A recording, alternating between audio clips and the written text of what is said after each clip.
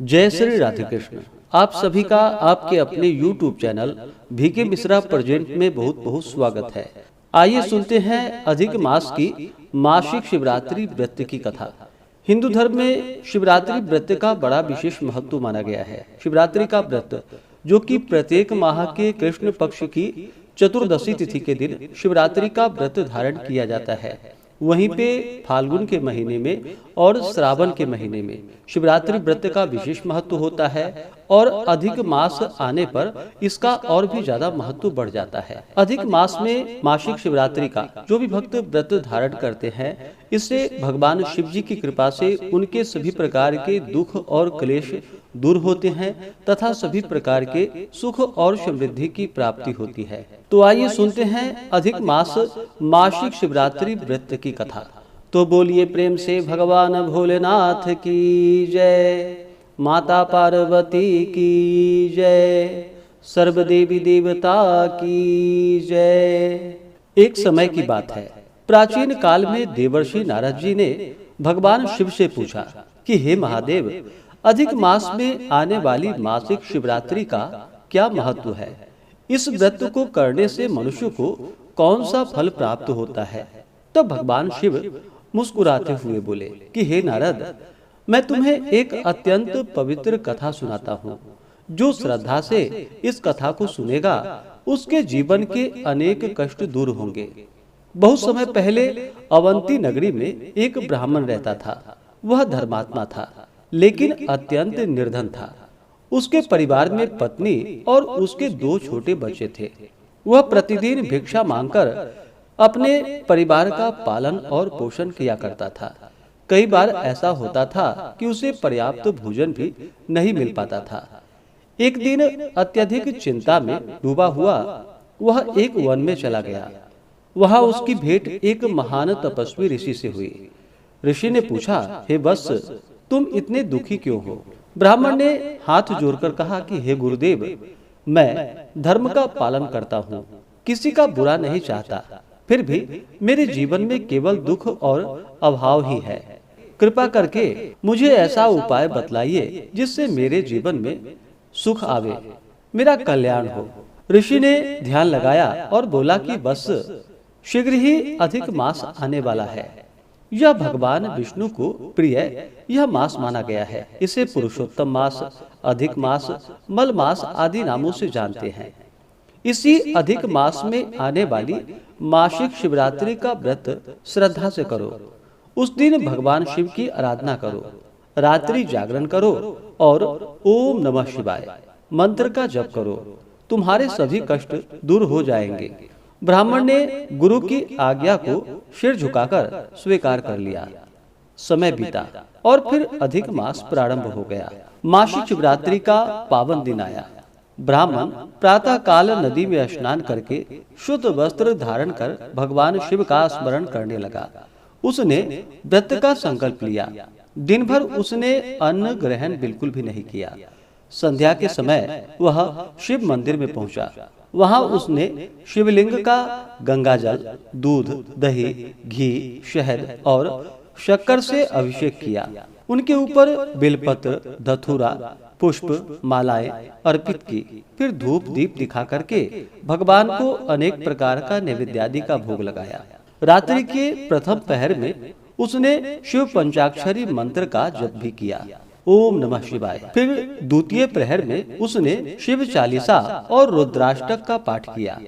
इसी प्रकार तीसरे प्रहर में उसने महामृत्युंजय मंत्र का जाप किया और चौथे प्रहर में वह भगवान शिव के ध्यान में लीन हो गया।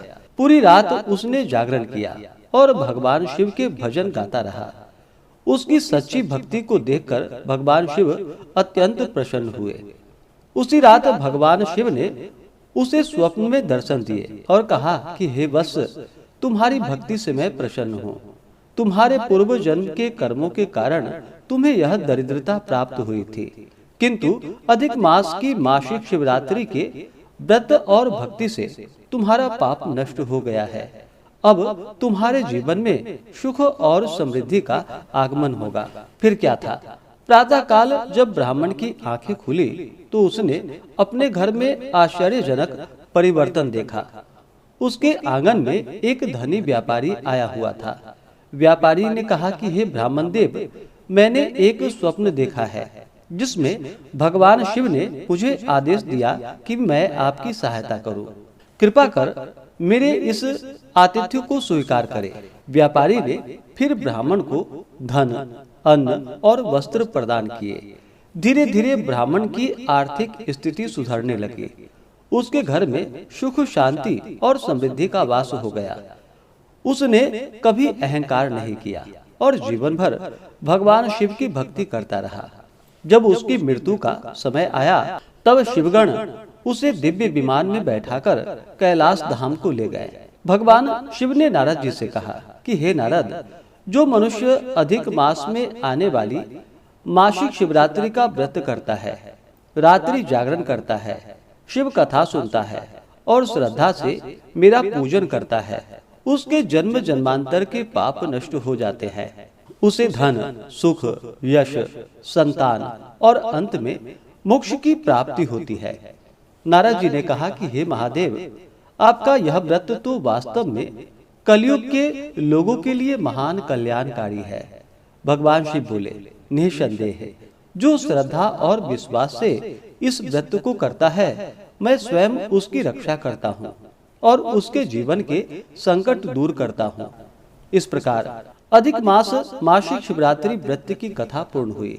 तो बोलिए प्रेम से भगवान भोलेनाथ की जय, माता पार्वती की जय, सर्व देवी देवता की जय। जो भी मासिक शिवरात्रि का व्रत धारण करते हैं, उन्हें चाहिए कि चतुर्दशी तिथि के दिन प्रातः काल नित्य क्रियाओं से निवृत्त हो करके गंगा नदी में स्नान करे। तीर्थों आदि जगहों पर स्नान करे। वहां स्नान ना कर पाए तो घर के नहाने के पानी में ही थोड़ा सा गंगा जल मिला करके माता गंगा का स्मरण करे, वरुण देवता का ध्यान करे और फिर स्नान करना चाहिए। स्नान के पश्चात शुद्ध वस्त्र धारण करके सबसे पहले तो भगवान सूर्य देव को अर्घ्य प्रदान करना चाहिए।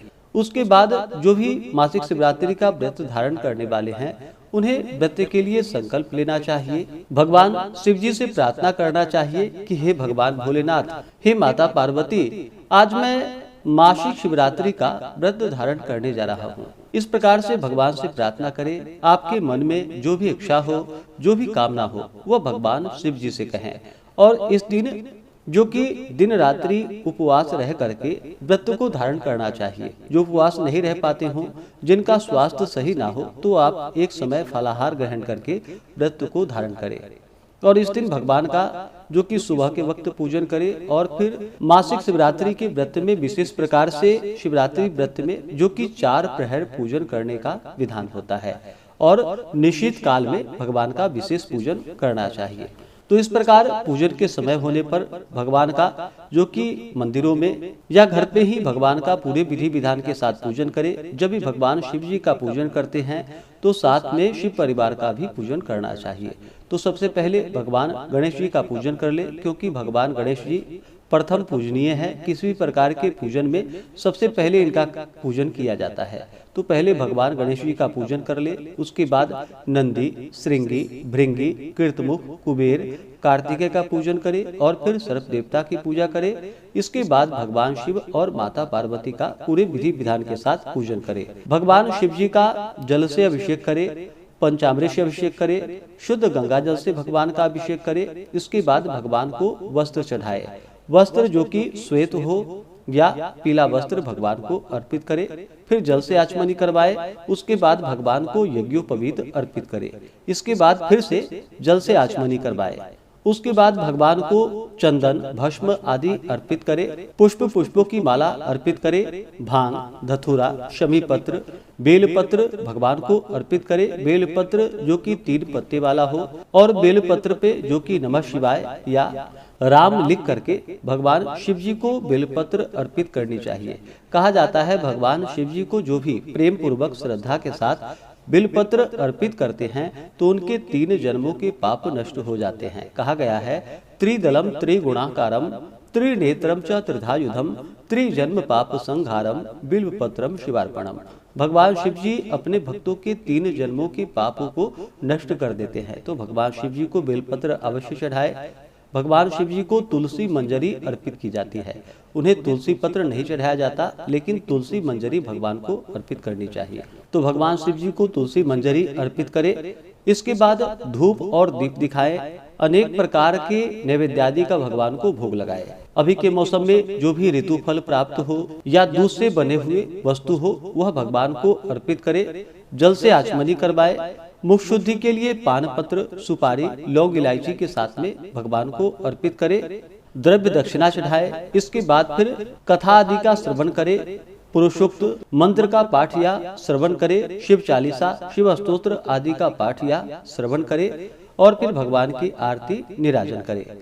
इस प्रकार से भगवान का जो कि विशेष पूजन करना चाहिए और अगले दिन जाकर के सूर्योदय होने के बाद व्रत का पारण करना चाहिए, जो कि चतुर्दशी में ही व्रत का पारण कर लेना चाहिए। इस प्रकार से जो भी व्रत आदि को धारण करते हैं, भगवान का पूजन करते हैं, तो भगवान शिव जी की कृपा से उनके सभी प्रकार के दुख और संकट दूर होते हैं तथा सभी प्रकार के सुख और समृद्धि की प्राप्ति होती है। तो आशा करता हूँ कि यह जानकारी आपको अच्छा लगा हो।